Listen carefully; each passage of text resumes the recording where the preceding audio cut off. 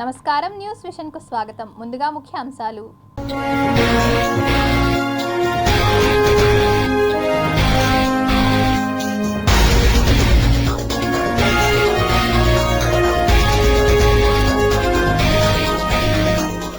అంతరిక్షంలో Bharat space station, ISRO కీలక నిర్ణయం. తెరుచుకోనున్న కేదార్నాథ్ తలుపులు, మే 10న భక్తులకు శివయ్య దర్శనం.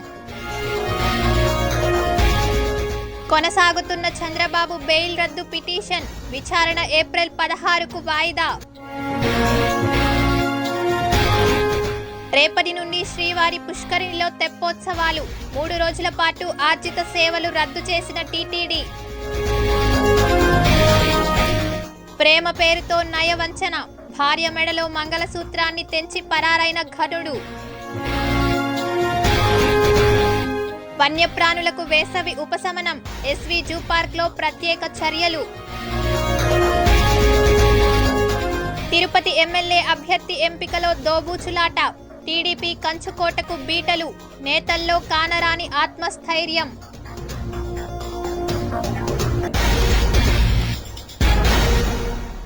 ఇక వార్తల్లోని వివరాలు చూద్దాం. ఏపీ స్కిల్ డెవలప్మెంట్ కేసులో టీడీపీ అధినేత మాజీ ముఖ్యమంత్రి నారా చంద్రబాబు నాయుడు బెయిల్ రద్దు చేయాలంటూ దాఖలైన పిటిషన్పై విచారణ వచ్చే నెలకు వాయిదా వేసింది సుప్రీంకోర్టు. ఏప్రిల్ 16వ తేదీన ఈ పిటిషన్పై పూర్తి స్థాయిలో విచారణ చేపట్టనున్నట్టు జస్టిస్ బేలా త్రివేది, జస్టిస్ పంకజ్ మిట్టల్ ధర్మాసనం పేర్కొంది. కాగా చంద్రబాబు కుటుంబం అధికారులను బెదిరిస్తోందని, వెంటనే బెయిల్ రద్దు చేయాలని గత వాదనల సందర్భంగా సుప్రీంకోర్టును కోరారు ప్రభుత్వం తరపు న్యాయవాదులు. అందుకు సంబంధించిన వివరాలతో ఇంటర్లొకేటరీ అప్లికేషన్ దాఖలు చేసినట్లు జస్టిస్ బేలా ఎం త్రివేది, జస్టిస్ పంకజ్ మిట్టల్ ధర్మాసనంకు తెలిపారు న్యాయవాదులు. ప్రభుత్వం దాఖలు చేసిన ఐఏపై సమాధానం ఇవ్వాలనుకుంటున్నట్లు కోర్టుకు తెలిపారు చంద్రబాబు తరపు న్యాయవాది హరీష్ సాల్వే. దీంతో తదుపరి విచారణ 3 రోజుల పాటు వాయిదా పడగా, ఆ వాయిదా ప్రకారం ఈ రోజు విచారణ జరగగా మళ్లీ 16వ తేదీకి వాయిదా పడింది. అయితే ఏపీ స్కిల్ డెవలప్మెంట్ కేసులో ఏపీ హైకోర్టు చంద్రబాబుకి ఇచ్చిన బెయిల్ రద్దు చేయాలంటూ సిఐడి సుప్రీంకోర్టులో పిటిషన్ దాఖలు చేసింది.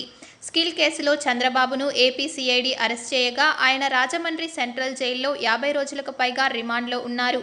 ముందు మధ్యంతర బెయిల్ మంజూరు చేసిన హైకోర్టు ఆ తర్వాత రెగ్యులర్ బెయిల్ మంజూరు చేసిన విషయం విదితమే. దీంతో స్కిల్ కేసులో చంద్రబాబు బెయిల్ రద్దు చేయాలంటూ ఏపీ ప్రభుత్వం సుప్రీంకోర్టు మెట్లెక్కింది.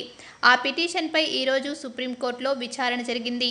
ఈ పిటిషన్పై జస్టిస్ బేలా త్రివేది, జస్టిస్ పంకజ్ మిట్టల్ ధర్మాసనం విచారణ జరిగింది. ఈ సందర్భంగా బెయిల్ రద్దుపై ఏప్రిల్ 16న పూర్తి స్థాయిలో విచారణ చేపడతామని ధర్మాసనం పేర్కొంటూ విచారణను వాయిదా వేసి, ఏ ముఖం పెట్టుకుని ముగ్గురు ఒకే స్టేజ్ పైకి వచ్చారని వైఎస్ఆర్సీపీ ప్రధాన కార్యదర్శి సజ్జల రామకృష్ణారెడ్డి ప్రశ్నించారు. 2014లో ఇచ్చిన హామీలు ఏమయ్యాయి? 2024లో మళ్లీ కలిసి స్టేజ్ పైకి ప్రత్యక్షమయ్యారు. సమాధానం ఇవ్వాల్సిన బాధ్యత ఉందని తెలిపారు. 1,00,000 కోట్ల దాకా ఉన్న రైతు రుణమాఫీ అరాకొర 10,000, 13,000 జరిగినట్టుంది 5 ఏళ్లకు. మీ బంగారం కూడా ఇళ్లకు తెప్పిస్తానన్న దాంట్లో అంతా కలిపితే 1,00,000 కోట్ల పైన ఉంది. దాంట్లో ఇచ్చింది 15,000 కోట్లు, 13,000 కోట్లు నాకు తెలిసి 5 ఏళ్లకు. ఇంకా మిగిలినవైతే అసలు ఏదీ లేవు. ఇంత అబద్ధాలు మోసపూరితమైనవి ఇచ్చి పైగా ఆ కూటమి అనేది కూడా పూర్తి 5 ఏళ్ళు కూడా ఉండకుండా మళ్ళీ ఇప్పుడు ఏ మోహం పెట్టుకుని ముగ్గురు ఒకే స్టేజ్ మీదకి వచ్చారు. ఈ స్టేజ్ మీద నిలబడి మళ్ళీ రాష్ట్ర ప్రజలకు పిలుపు ఇవ్వగలిగారు అనేది ప్రశ్న. నిన్నటి సభ ఏదైనా అది దేనికైనా ఒక గుర్తుగా దేని ఇండికేట్ చేస్తుంది అంటే అబద్ధాలు, వంచన, అలాగే బాధ్యతారాహిత్యం. ఈ రాష్ట్రమన్నా ఆంధ్ర రాష్ట్ర ప్రజలన్నా వీళ్ళు ఏం చేసినా వీళ్ళ దగ్గర చెల్లుతుంది, వీళ్ళను మోసం చేయడం చాలా సులభం అనే ఒక లెక్కలేనితనం. చిత్తూరు జిల్లా పుంగనూరు నియోజకవర్గంలో అటవీ శాఖ మంత్రి పెద్దిరెడ్డి రామచంద్రారెడ్డి సుడిగాలి పర్యటన చేశారు. అనంతరం కార్యకర్తలను ఉద్దేశించి మాట్లాడుతూ చంద్రబాబు నాయుడు వ్యవహార శైలిని తూర్పారబట్టారు. అన్ని నియోజకవర్గాల్లో కూడా రోడ్లు కానీ, త్రాగునీరు కానీ, అన్ని రకాల అభివృద్ధి కార్యక్రమాలన్నీ కూడా మన ప్రీతం ముఖ్యమంత్రి గారి ఆధ్వర్యంలో చాలా ఎక్కువగా మనకు మంజూరు చేయడం జరిగింది. ఇవన్నీ కూడా చేసి చూపించాం. అభివృద్ధి అంటే ఏంది అని చెప్పి తెలియని వారికి కూడా ఈరోజు అభివృద్ధి ఏ విధంగా జరుగుతుందని చూపించాం. జగన్మోహన్ రెడ్డి గారు ఇప్పుడు కూడా అభివృద్ధి సంక్షేమం రెండు కళ్ళుగా చెప్తారు కాబట్టి సంక్షేమంలో కూడా ప్రతి ఇంటికి కూడా ఎంతో కొంత మేలు జరిగే విధంగా ప్రతి ఇంట్లో ప్రతి వ్యక్తికి కూడా పరోక్షంగానో ప్రత్యక్షంగానో మేలు జరిగే విధంగా అన్ని సంక్షేమ పథకాలు కూడా అమలు చేయడం జరిగింది. ఏదో చెప్పి ఎన్నికలు అయిపోయిన తర్వాత చంద్రబాబు మాదిరి మోసపూరితంగా కుట్రపూరితంగా అధికారంలోకి రాలేదు. ఆయన ఏదైతే చెప్పాడో అవన్నీ కూడా చేశాడు. తిరిగి మళ్ళీ మన ముందుకు వస్తూ ఉన్నాడు. నేను 100% అన్నీ కూడా అమలు చేశాను, మీ ముందుకు వస్తూ ఉన్నాను, మీరు ఆశీర్వదించండి. మీరే వైఎస్ఆర్ కాంగ్రెస్ పార్టీకి వారికైతే కన్నా ఎల్లో మీడియా ఉంది, ఎల్లో పత్రికలు ఉన్నాయి, నాకు ఏమీ లేదు కాబట్టి మీరే నాకు ప్రచారకర్తలుగా నిలవండి, బ్రాండ్ అంబాసిడర్లుగా నిలవండి, క్యాంపెయిన్ ఛాంపియన్స్గా నిలవండి అని చెప్పి ప్రతి చోట కూడా చెప్పడం జరుగుతుంది.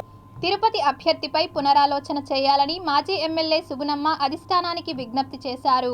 తిరుపతిలోని ఓ ప్రైవేట్ హోటల్లో టీడీపీ శ్రేణులతో కలిసి మాజీ ఎమ్మెల్యే సుగుణమ్మ ఏర్పాటు చేసిన విలేకరుల సమావేశంలో ఆమె మాట్లాడారు. తిరుపతిలో తెదేపా బలంగా ఉందని, అయితే పొత్తులో భాగంగా జనసేనకు టికెట్ కేటాయించినప్పటికీ స్థానికేతరునికి ఇవ్వడం సరైనది కాదన్నారు. 3 పార్టీల అధినాయకత్వం పునరాలోచన చేసి క్యాడర్ను మార్పు చేసి స్థానికులకు ఇవ్వాలని సుగుణమ్మ కోరారు. తిరుపతిని జనసేన కేటాయించాలని చాలా బాధతో కూడా మన నాయకుడు చెప్పడం జరిగింది. మరి ఇటువంటి పరిస్థితుల్లో తిరుపతికి తెలుగుదేశం పార్టీ సీటు దక్కలేదనేది చాలా బాధాకరం. మహాకూటంలో భాగంగా జనసేనకు తిరుపతిని కేటాయించడం, కానీ తెలుగుదేశం పార్టీ టికెట్ దక్కకనే తిరుపతి నగర ప్రజలము ఈరోజు బాధపడుతున్నామంటే జనసేన కేటాయించినటువంటి సీటు కూడా స్థానికులకు లేకుండా మనల్ని ఎవరైతే తూలనాడారో, ఎవరి వల్ల అయితే మనము ఈ 5 సంవత్సరాలు కూడా బాధలు అనుభవించామో ఆ పార్టీ అభ్యర్థిని తీసుకొచ్చి ఇక్కడ నిలబెట్టి ఆయన విజయానికి మీరంతా పని చేయండి అని మన నాయకులు చెప్తున్నారు. దానికి కూడా ఓకే, కానీ స్థానికేతరులకి ఇక్కడ ఎవరైతే గెలుస్తారో తిరుపతి నగరంలో స్థానికులు ఎవరైతే ఉన్నారో వాళ్ళందరూ కూడా ఎంతో కష్టపడుతూనే ఉన్నారు ఈ 5 సంవత్సరాలుగా కూడా పార్టీ బలోపేతానికి.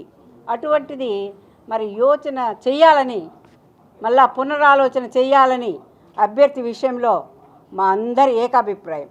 తాను వైసీపీ కోవట్ను కానని, పవన్ కళ్యాణ్ సిద్ధాంతాలు నచ్చి జనసేనలో చేరిన తనకు టికెట్ ఇవ్వడం సంతోషంగా ఉందని తిరుపతి జనసేన, టీడీపీ, బీజేపీ ఉమ్మడి అభ్యర్థి జంగాలపల్లి శ్రీనివాసులు తెలిపారు. తిరుపతి ఎన్జీఓస్ కాలనీలో నూతనంగా ఏర్పాటు చేసిన జనసేన, టీడీపీ, బీజేపీ ఉమ్మడి పార్టీ కార్యాలయాన్ని మంగళవారం ప్రారంభించారు. అనంతరం ఏర్పాటు చేసిన విలేకరుల సమావేశంలో ఉమ్మడి అభ్యర్థి జంగాలపల్లి శ్రీనివాసులు మాట్లాడారు. కొందరు నాన్ లోకల్ అనేసి కూడా చెప్పడం జరిగింది. కొంతమంది వైసీపీ కోవర్ట్లు. మాకు పద్మావతిపురంలో 2000 సంవత్సరంలోనే ఇల్లు కొన్నాము, అక్కడే ఉన్నాము. అక్కడే ప్రజారాజ్యం పార్టీ ఆఫీసు గౌరవ చిరంజీవి గారు కూడా ప్రారంభించడం జరిగింది. అదే హౌస్లో చిత్తూరు జిల్లాలో ఒక భాగం ఇది. కొందరు అపోహాలు సృష్టించారు. అవన్నిటిని కూడా మా పార్టీలో కానీ ఉండేవాళ్ళతో కూడా అందరితో మాట్లాడి వాళ్ళ ఆలోచనలు, వాళ్ళ విధి విధానాలు తీసుకొని వాళ్ళకు అనుగుణంగా ఈ పట్టణాన్ని అందరూ కలుపుకొని అభివృద్ధికి ముందుకు పోవాలనే ఒక దృక్పథంతో, ముఖ్యంగా పవన్ కళ్యాణ్ గారి ఆశయాలు, ఆయన సిద్ధాంతాలు నచ్చి ఇక్కడికి రావడం జరిగింది.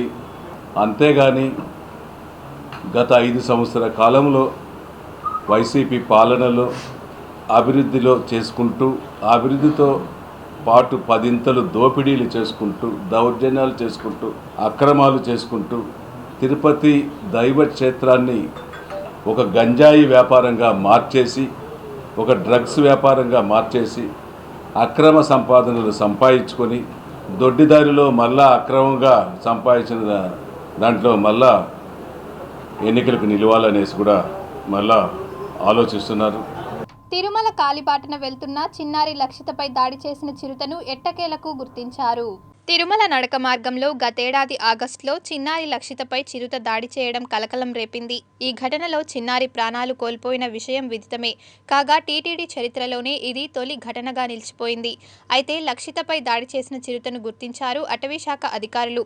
ఇప్పటికే బంధించిన 4వ చిరుతే చిన్నారి లక్షితపై దాడి చేసినట్లు గుర్తించారు.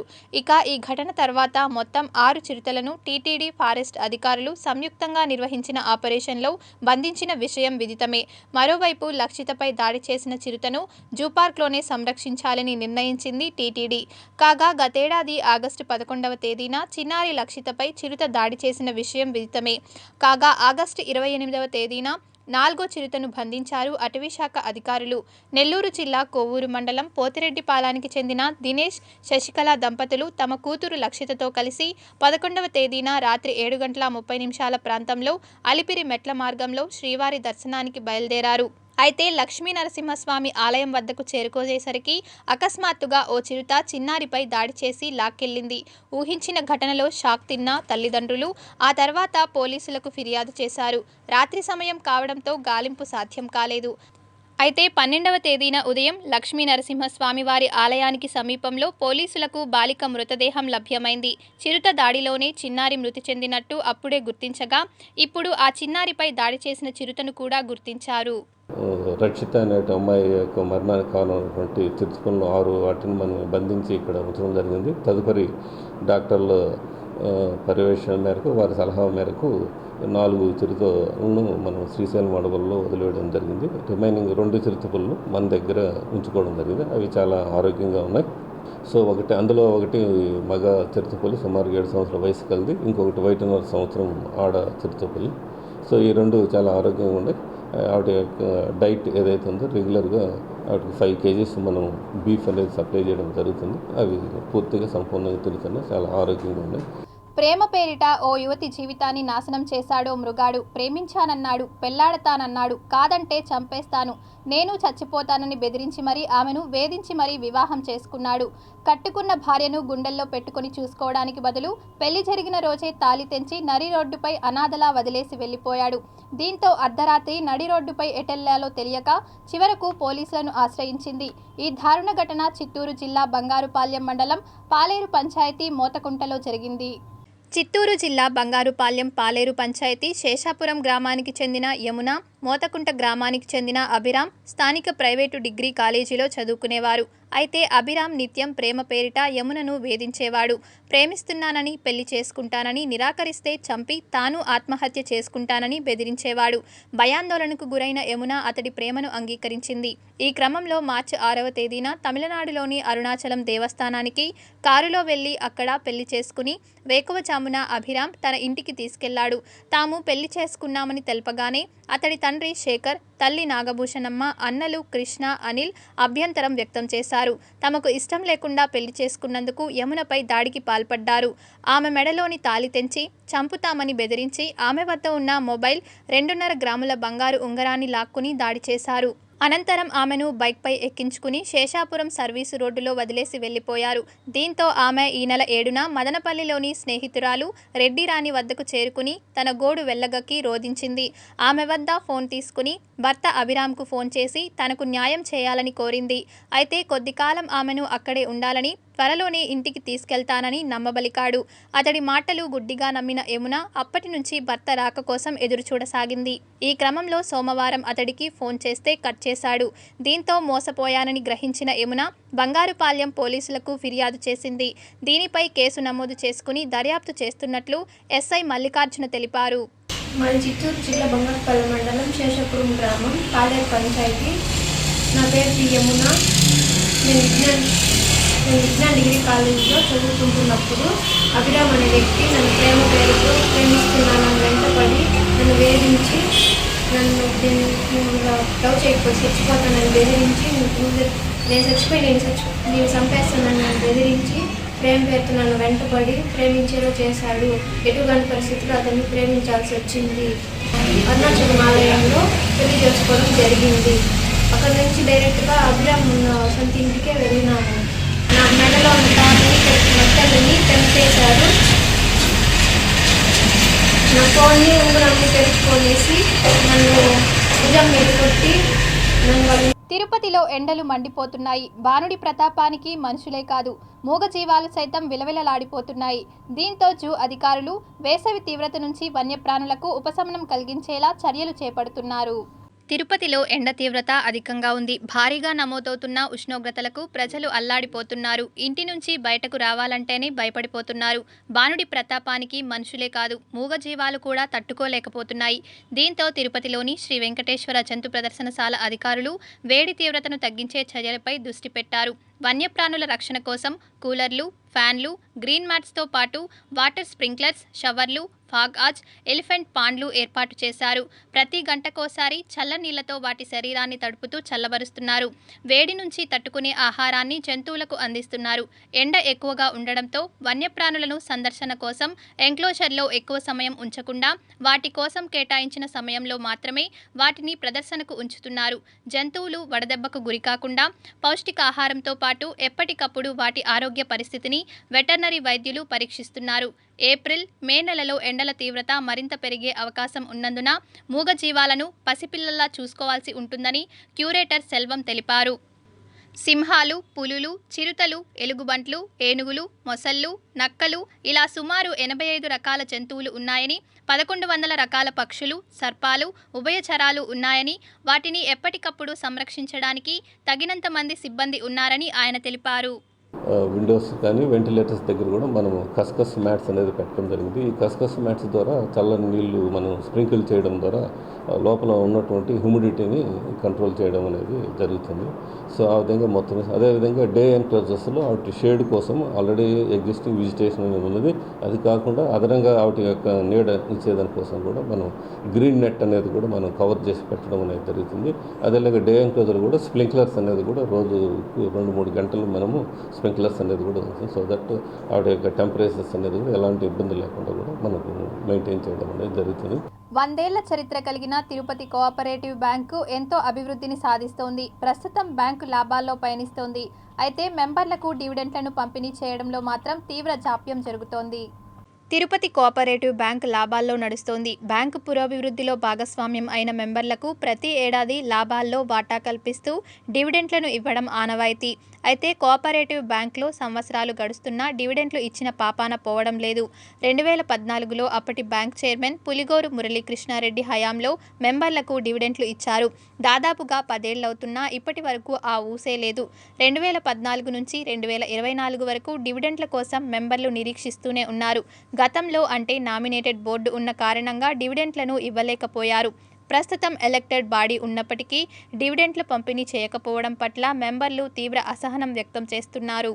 ప్రపంచంలోనే దాదాపు అనేకమైనటువంటి కోఆపరేటివ్ సొసైటీ బ్యాంకులలో ఇది కూడా ఒక భాగంగా ఉండేది. ఆంధ్ర రాష్ట్రంలో ఇది కూడా ఒక చరిత్రాత్మకమైనటువంటి టౌన్ బ్యాంకుకి సంబంధించినటువంటిది. అట్లాంటి టౌన్ బ్యాంక్ నుంచి గత కొన్ని సంవత్సరాలుగా ఇప్పటికీ డివిడెండ్ రూపంలో సభ్యుల యొక్క కట్టినటువంటి షేర్లకు డివిడెండ్ రూపంలో ₹1 అంటే ₹1 కూడా చెల్లించినటువంటి పాపాన పోలేదు. 2014లో ఒక్కసారి మాత్రమే డివిడెండ్ చెల్లించారు. దాదాపు 9 సంవత్సరాల నుంచి డివిడెండ్ రూపంలో వచ్చినటువంటి డబ్బులను అక్కడ ఉన్నటువంటి షేర్లు కొనుగోలు చేసినటువంటి సభ్యులకు డబ్బులు చెల్లించకపోవడంతో చాలా తీవ్రమైనటువంటి ఇబ్బందులకు గురవుతున్నారు. మా డబ్బులు ఉందా లేదా అని చెప్పినటువంటి దానికి ఈరోజు షేర్ల రూపంలో వెళ్ళిపోవాల్సినటువంటి పరిస్థితి ఈరోజు ఏర్పడింది. తిరుపతి కోఆపరేటివ్ బ్యాంక్ పాలకవర్గం ప్రతి సంవత్సరం సర్వజన మహాసభను ఏర్పాటు చేసి సభ్యుల ఆమోదంతో డివిడెంట్లు ఇవ్వడం అనేది ఓ ప్రక్రియ.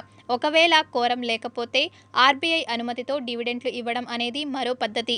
గతంలో ఇలానే చేసేవారు. ప్రస్తుతం ఉన్న ఎలక్టెడ్ బాడీ కూడా డివిడెంట్ల పంపిణీపై దృష్టి సారించి ఉగాదికో శ్రీరామనవమికో డివిడెంట్లు పంపిణీ చేస్తే బాగుంటుందనే అభిప్రాయాన్ని మెంబర్లు వ్యక్తం చేస్తున్నారు.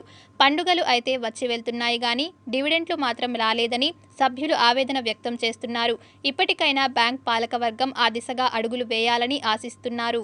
మీరు కూడా ఇలాంటి డివెంట్లు పెడితే ప్రజలందరూ కూడా ఉత్తేజమై ఇప్పుడున్నటువంటి అకౌంట్లే కాకుండా కొత్త అకౌంట్లు తెచ్చుకొని అమౌంట్లు పెరుగుతాయి, అదేవిధంగా సత్సంబంధాలు పెరుగుతాయి. బ్యాంక్ అనేదానికి, మన కుటుంబం అనేదానికి కోఆపరేటివ్ బ్యాంక్ ఉన్న విలువ పెరుగుతుంది. కాబట్టి తిరుపతి ప్రజల తరపున మీరు ఇదిగా పెడితే ఈ కార్యక్రమం ప్రజలందరూ కూడా ఆనందంగా ఆహ్లాదకరంగా అకౌంట్లు ఓపెన్ చేసుకొని మన సొంత బ్యాంకు అనేదానికి ముందుకు వెళ్ళేదానికి కారణం ఉంది. కాబట్టి అందరికీ కూడా ఒక కానుకలాగా ఏర్పాటు చేసి ఎవరైతే డివెంట్లో ఎక్కువ లాభాలు పొందినారో వాళ్ళకి అలాంటి వాళ్ళ గిఫ్ట్లు, ఎవరైతే అకౌంట్లు ఓపెన్ చేసుకుంటున్నారో అలాగా అందరికీ పెట్టి ప్రోత్సహించి తిరుపతి ప్రజల్ని ముందుకు తీసుకుపోవాలని కోఆపరేటివ్ బ్యాంకు ఒక కమిటీ వారిని వాళ్ళకున్న బోర్డు మెంబర్ని తెలియజేస్తున్నారు. లారీ ఓనర్ కమ్ డ్రైవర్ల సమస్యలను పరిష్కరించాలని లారీ ఓనర్స్ జాగరీ గ్రౌండర్స్ అసోసియేషన్ జిల్లా కార్యదర్శి సుకుమార్ నాయుడు డిమాండ్ చేశారు. మంగళవారం ఆర్టీఓ కార్యాలయంలోని ఆర్టీఓను కలిసి వినతిపత్రం సమర్పించారు. అనంతరం మీడియాతో మాట్లాడుతూ 200 రూపాయలు ఉన్న టాక్స్ను ఏకంగా 17,000 రూపాయలకు పెంచడం దారుణమన్నారు. దీంతో పాటు ఆటోమేటిక్ ఎఫ్సీ పద్ధతిని తీసుకురానున్నట్లు తెలిపారు. దీనివల్ల లారీ ఓనర్లు తీవ్రంగా నష్టపోతారన్నారు. 15 సంవత్సరాలు పూర్తి అయిన లారీలను నిషేధిస్తున్నట్లు వార్తలు వస్తున్నాయని, దీనివల్ల లారీ ఓనర్లు, డ్రైవర్లు రోడ్డున పడే ప్రమాదం ఉందన్నారు. ఇప్పటికే లాజిస్టిక్ వాహనాల వల్ల సింగిల్ లారీ ఓనర్లు, డ్రైవర్లు సరైన ఉపాధి లేక అవస్థపడుతున్నారన్నారు. తమ సమస్యలను పరిష్కరించాలని ఆర్టీఓకు విన్నవించినట్లు. ట్రాన్స్పోర్ట్ అథారిటీలో ఉన్నటువంటి డ్రైవింగ్ ట్రాక్ ఏదైతే ఉందో అది మాన్యువల్గా నడపబడలేదు. అది అంతా కూడా ఆర్టిఫిషియల్ ఇంటెలిజెన్స్ సెన్సార్స్తో నడుపుతున్నటువంటి ఆ కార్యక్రమం, ఆ యొక్క ట్రాక్. కాబట్టి మీరు వన్స్ లోపలికి వెళ్ళిన తర్వాత పాస్ ఆఫ్ ఎలా అన్నది మనం మోటార్ వెహికల్ ఇన్స్పెక్టర్ గారు కానీ అసిస్టెంట్ మోటార్ వెహికల్ ఇన్స్పెక్టర్ గారు కానీ నిర్ణయించేది కాదు. అది నిర్ణయించేది ఆ యొక్క సెన్సార్స్. మీరందరూ గమనించుకొని ఆ విషయాన్ని, మీరు ఎవరైనా సరే డ్రైవింగ్ ట్రాక్కి ఇక్కడ టెస్ట్కి రావాలంటే మీరు స్కిల్తో ఉంటేనే అక్కడ పాస్ అవుతారు అన్న విషయాన్ని గమనించాలి. కొందరు ఆటోమేటిక్ వాహనాలు అంటుంటారు. మేమంతా నిరుద్యోగులం, చదువుకున్న వాళ్ళు కాదు, ఏ ఉద్యోగం లేకుండా ఎంప్లాయ్మెంట్ లేకుండా ఈ లారీ వృత్తి చేసి బతుకుతూ ఉన్నారు మా సోదరులంతా. దీంట్లో చాలామంది ఓనర్ కమ్ డ్రైవర్లే ఉన్నారు, ఎవరు ఓనర్లు ఎవరు లేదు. ఎవరో మేము ఒక 2-3 ఉన్నాం లారీ ఓనర్లు. మిగతా వాళ్ళందరూ డ్రైవర్ కమ్ ఓనర్స్. వీళ్ళంతా ఎలా బతకాలి, ఈ మారి సమస్యలన్నీ కొంచెం ఆర్టీఓ గారిని అడుగుదామని చెప్పి అందరూ అసోసియేషన్ ద్వారా రావడం జరిగింది. తిరుమల శ్రీవారిని పలువురు ప్రముఖులు దర్శించి మొక్కులు చెల్లించుకున్నారు.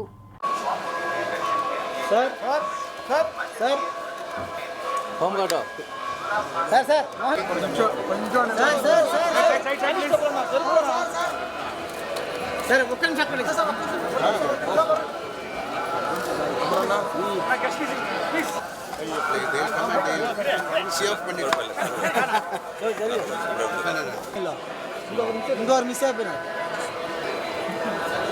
మేడం మేడం ఓకే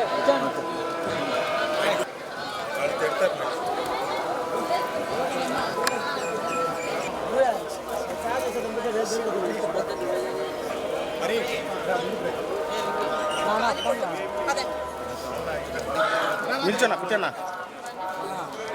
సైడ్ రండి మీరు.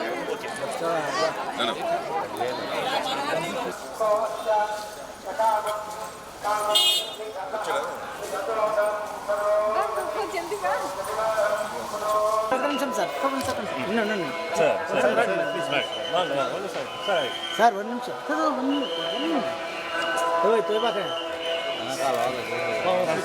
రేపటి నుండి 3 రోజుల పాటు తిరుమల శ్రీవారి పుష్కరిణిలో అంగరంగ వైభవంగా తెప్పోత్సవం నిర్వహిస్తున్నామని ఆలయ ప్రధాన అర్చకులు వేణుగోపాల దీక్షితులు వెల్లడించారు. వార్షిక తెప్పోత్సవాలు ఈ నెల 20వ తేదీ నుంచి 24వ తేదీ వరకు 5 రోజుల పాటు అత్యంత వైభవంగా నిర్వహించడానికి శ్రీవారి ఆలయ పుష్కరిణిలో అన్ని ఏర్పాట్లు పూర్తయ్యాయి.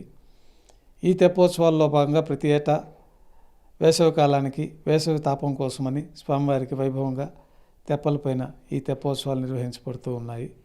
ఈ తెప్పోత్సవాల్లో భాగంగా మొదటి రోజున త్రేతాయుగమూర్తి అయినటువంటి శ్రీరామచంద్రమూర్తికి, సీతామ్మవారు, లక్ష్మణస్వామికి, ఆంజనేయ స్వామికి విశేషమైన అలంకరణలు గావించి తిరువీధుల ఉత్సవం జరుపుకుంటూ వరాహస్వామి ఆలయం పుష్కరిణి వద్ద తేరు వద్ద గల ప్రవేశ మార్గం గుండా పుష్కరిణిలోకి స్వామివారిని వెంచేపు చేసుకొని పుష్కరిణిలోని తెప్పలపైన స్వామివారికి అలంకరణ జరిపి మేళతాళాలతో వేదము, నాదము, గానము 8 దిక్కులో స్వామివారికి హారతులు సమర్పించుకుంటూ 3 చుట్లతోటి ఈ మొదటి రోజు తెప్పోత్సవాలు పూర్తవుతాయి. సామాజిక న్యాయం కోసం 2024 సార్వత్రిక ఎన్నికల్లో స్వతంత్ర అభ్యర్థులుగా పోటీ చేసే బీసీ, ఎస్సీ, ఎస్టీ, మైనార్టీలకు అండగా ఉండి వారి గెలుపుకు దోహదపడతామని ఏపీ బీసీ సంక్షేమ సంఘం రాష్ట్ర అధ్యక్షులు కేశన శంకర్రావు తెలిపారు. తిరుపతి ప్రెస్ క్లబ్లో ఏర్పాటు చేసిన విలేకరుల సమావేశంలో ఆయన మాట్లాడారు.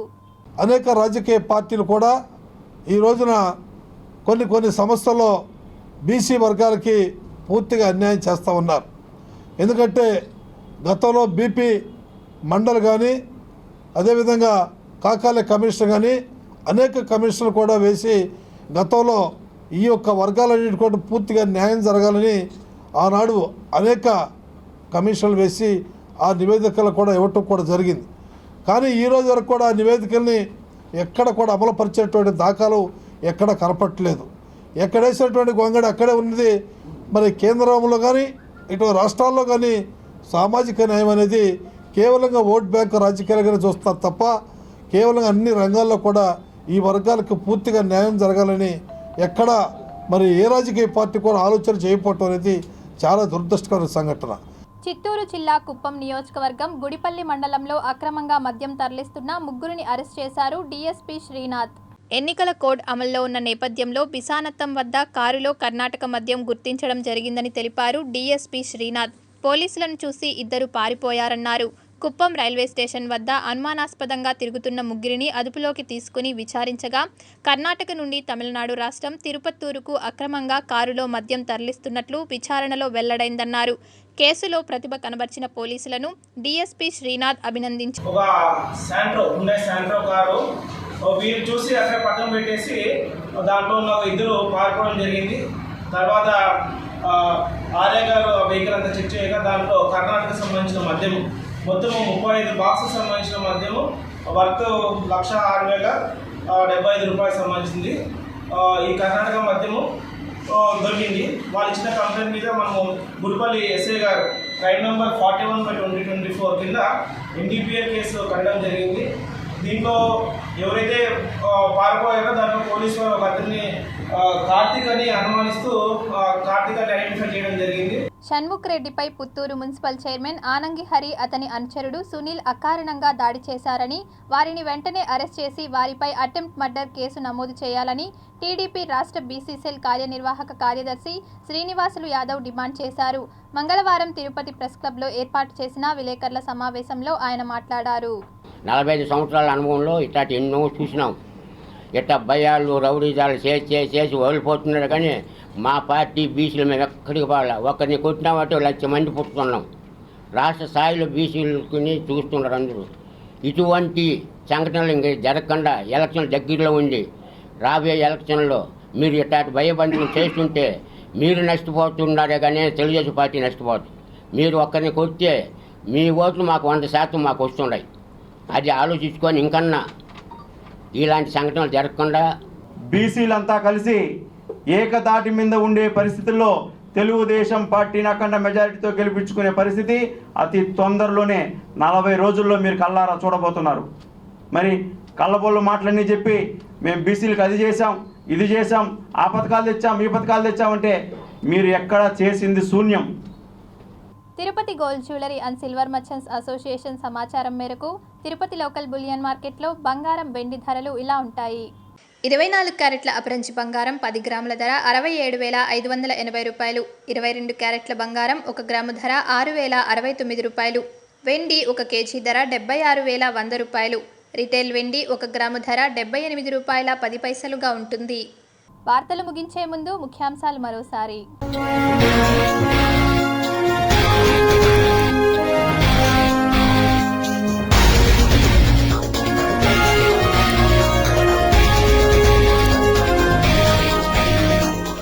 అంతరిక్షంలో భారత్ స్పేస్ స్టేషన్, ఇస్రో కీలక నిర్ణయం. తెరుచుకోనున్న కేదార్నాథ్ తలుపులు, మే 10న భక్తులకు శివయ్య దర్శనం. కొనసాగుతున్న చంద్రబాబు బెయిల్ రద్దు పిటిషన్, విచారణ ఏప్రిల్ 16కు వాయిదా. రేపటి నుండి శ్రీవారి పుష్కరిణిలో తెప్పోత్సవాలు, 3 రోజుల పాటు ఆర్జిత సేవలు రద్దు చేసిన టీటీడీ. ప్రేమ పేరుతో నయవంచన, భార్య మెడలో మంగళసూత్రాన్ని తెంచి పరారైన ఘనుడు. వన్యప్రాణులకు వేసవి ఉపశమనం, ఎస్వి జూ పార్క్లో ప్రత్యేక చర్యలు. తిరుపతి ఎమ్మెల్యే అభ్యర్థి ఎంపికలో దోబూచులాట, టీడీపీ కంచుకోటకు బీటలు, నేతల్లో కానరాని ఆత్మస్థైర్యం.